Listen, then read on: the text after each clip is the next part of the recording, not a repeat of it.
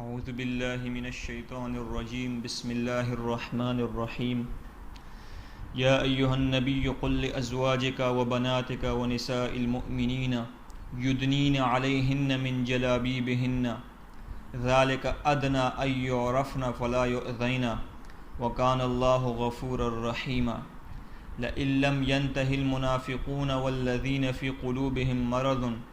والمرجفون فی المدینة لنغرینک بہم ثم لا یجاورونک فیہا الا قلیلا ملعونین اینما ثقفوا اخذوا وقتلوا تقتیلا سنت اللہ فی الذین خلو من قبل ولن تجد لسنت اللہ تبدیلا صدق اللہ العظیم وصدق رسولہ النبی الکریم۔ یہاں سے سورۃ الاحزاب کی 8ویں رکوع شروع ہو رہی ہے۔ ان آیات میں منافقین کا تذکرہ ہے۔ پہلی آیات میں تو پردے کے بارے میں حکم ہے۔ کل بھی پردے کے بارے میں بات ہوئی تھی کہ ان آیات میں ذکر تو ازواج مطہرات کا تھا، لیکن شامل جو حکم شامل تھا ساری کی ساری عورتوں کو حکم شامل تھا۔ آج باقاعدہ طور پر ازواج مطہرات کو بھی مخاطب ہیں اللہ رب العزت، اور اللہ کے نبی صلی اللہ تعالی علیہ وسلم کی بیٹیوں کو بھی، اور جو مومنات ہیں یعنی مومن مردوں کی جو بیویاں ہیں، ان کی جو عورتیں ہیں، ان کو بھی اللہ رب العزت مخاطب ہیں۔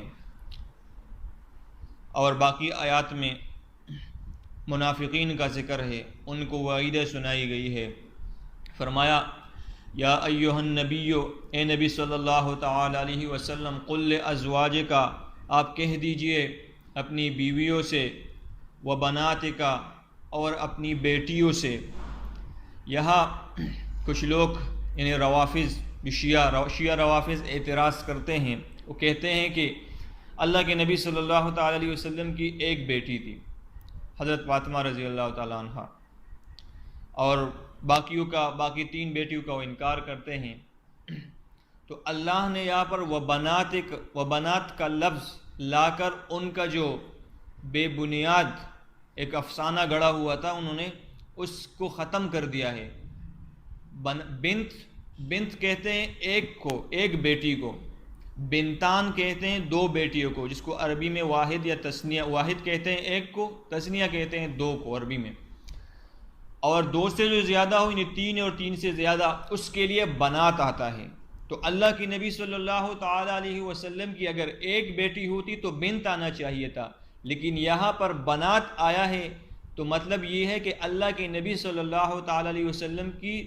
1 سے زیادہ بیٹیاں تھیں، یعنی 4 بیٹیاں تھیں۔ فرمایا وبناتک، اور اپنی بیٹیوں سے بھی کہہ دیجئے، ونساء المؤمنین، اور مومنین کی عورتیں جو ہیں یعنی مومنات جو ہیں عورتوں کو بھی کہہ دیجئے، یدنین علیہن من جلابیبہن، کہ ڈالے اپنے اوپر اپنی چادریں، اپنے منہ کو چھپائے، اپنے جسم کو چھپائے، یعنی اپنی چادریں اپنے اوپر ڈال دے، اپنے چہرے کو چھپائے، اس سے اپنے پورے جسم کو اس سے چھپائے۔ ذالک ادنی، یہ طریقہ زیادہ قریب ہے، یہ زیادہ قریب ہے، ان یعرفن، کہ اگر وہ عورتیں پہچانی جائے، فلا یؤذین، تو ان کو تکلیف بھی نہ دی جائے۔ تکلیف کیوں نہیں دی؟ کیونکہ انہوں نے پردہ کیا ہوا ہوگا، اور جو لوگ سمجھیں گے کہ یہ شریف عورتیں ہیں، اسی لیے وہ منافقین ان کو کوئی بھی تکلیف نہیں پہنچائیں گے۔ واقعہ یہ ہوا تھا کہ جو منافقین تھے مدینہ میں، وہ عورتوں کو تنگ کرتے رہتے تھے۔ جب تنگ کرتے تھے تو اللہ رب العزت نے یہ حکم نازل فرمایا، یہ حکم نازل فرما کے اس کا نتیجہ بھی بیان فرمایا کہ یہ جو حکم ہے کہ اپنے اوپر آپ یعنی پردہ کرو گی، اپنے اوپر اپنی چادریں ڈالو گی، اپنے جسم کو ڈھانکو گی، تو یہ ایسا ہوگا کہ اگر تمہیں وہ منافقین پہچان بھی لے کہ فلاں عورت آ رہی ہے، پھر بھی تمہیں ایذا نہیں پہنچائیں گے، کہیں کہ یہ شریف عورت ہے۔ فرمایا وکان اللہ غفور الرحیم، اور اللہ تعالیٰ بخشنے والا بڑا مہربان ہے۔ تو اس آیات میں تو اللہ رب العزت نے ساری کی ساری عورتیں، ازواج مطہرات رضی اللہ عنہن،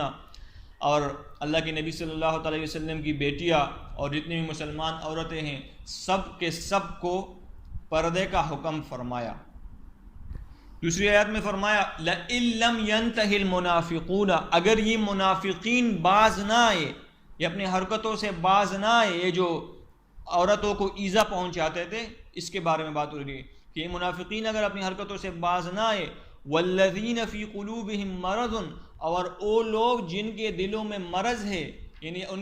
جن کے دلوں میں روگ ہے، ایک تو منافقین اور ایک جن کے دلوں میں روگ ہے، کہ یہ دونوں اگر اپنی حرکتوں سے باز نہ آئے، والمرجفون فی المدینہ، اور جو شہر میں شر انگیز افواہیں پھیلاتے ہیں، تین طرح کے لوگ تھے، ایک منافقین فرمایا، ایک جن کے دلوں میں روگ تھا، ایک جو مدینہ شہر میں افواہیں پھیلاتے تھے، شر انگیز بے بنیاد افواہیں پھیلاتے تھے، اور یہ تینوں کے تینوں منافق تھے۔ فرمایا لنغرینک بہم، ہم ضرور تمہیں ان کے خلاف اٹھ کھڑا کر دیں گے۔ مسلمانوں کو اللہ رب العزت مخاطب ہیں، فرما رہے ہیں اللہ کے نبی صلی اللہ تعالیٰ علیہ وسلم سے کہ ہم تمہیں ان منافقین، ہم ایسا کریں گے کہ ان منافقین کے خلاف تمہیں اٹھ کھڑا کر دیں گے۔ ثم لا یجاورونک فیہا، پھر وہ اس شہر میں تمہارے ساتھ نہیں ٹھہر سکیں گے، الا قلیلا، مگر تھوڑے دن۔ جب آپ ان کے خلاف کھڑے ہوں گے جہاد کے لیے تو پھر یہ منافقین نہیں ٹھہر سکیں گے اس شہر میں، کیونکہ اللہ کی مدد ہوگی آپ کے ساتھ۔ اگلی آیت میں فرمایا ملعونین، یہ پٹکارے ہوئے ہوں گے وہاں، یعنی ان پر لعنتیں برس رہی ہوگی۔ اینما ثقفوا، جہاں بھی یہ پائے جائیں گے، اخذوا، ان کو پکڑ لیا جائے گا، وقتلوا تقتیلا، اور ایک ایک کر کے ان کو قتل کر دیا جائے گا۔ منافقین کے بارے میں اللہ رب العزت اپنے محبوب سے مخاطب ہو کر فرما رہے ہیں کہ ہم آپ کو ان کے خلاف کھڑا کر دیں گے، جب آپ ان کے خلاف کھڑے ہو جائیں پھر آپ کے سامنے اس شہر میں نہیں ٹھہر سکیں گے، اور پھر یہ جہاں جائیں گے ان پر لعنت ہوگی، ہر جگہ ان پر لعنت ہوگی۔ یہ جہاں بھی پائے جائیں گے، چاہے اپنے گھروں میں ہو، جہاں بھی ہو، شہر کے کسی کونے میں ہو، چھپے ہوئے ہو، ان کو پکڑ لیا جائے گا، وَقُتِّلُوا تَقْتِيلًا، اور ان کو ایک ایک کر کے قتل کر دیا جائے گا۔ اگلی آیت میں فرمایا سنت اللہ فی الذین خلو من قبل، یہ اللہ کا طریقہ ہے ان لوگوں میں بھی جو پہلے گزر چکے ہیں، یعنی پہلی امتوں میں جو ایسے لوگ ہوتے تھے، منافق لوگ ہوتے تھے، جو شرانگیزی والے کام کرتے تھے، منافقت کے کام کرتے تھے۔ اللہ کا طریقہ یہی ہے کہ پہلے ان کو سمجھانے کے لیے نبی بھیجتے تھے، اپنے احکام نازل فرماتے تھے، اگر وہ انکار کر دیتے تھے تو اللہ رب العزت ان پر عذاب نازل کر دیتا تھا۔ یہ اللہ کا طریقہ ان لوگوں میں بھی تھا اور آپ میں بھی جاری رہے گا۔ فرمائے وَلَن تَجِدَ لِسُنَّتِ اللَّهِ تَبْدِيلًا، آپ ہرگز نہیں پائیں گے اللہ کے طریقے کے لیے کوئی تبدیلی، بلکہ جو پہلے طریقہ تھا، پہلی امتوں میں جو شرانگیز لوگ تھے، منافق لوگ تھے، ان کے خلاف ان پر اللہ کا عذاب جیسے آیا،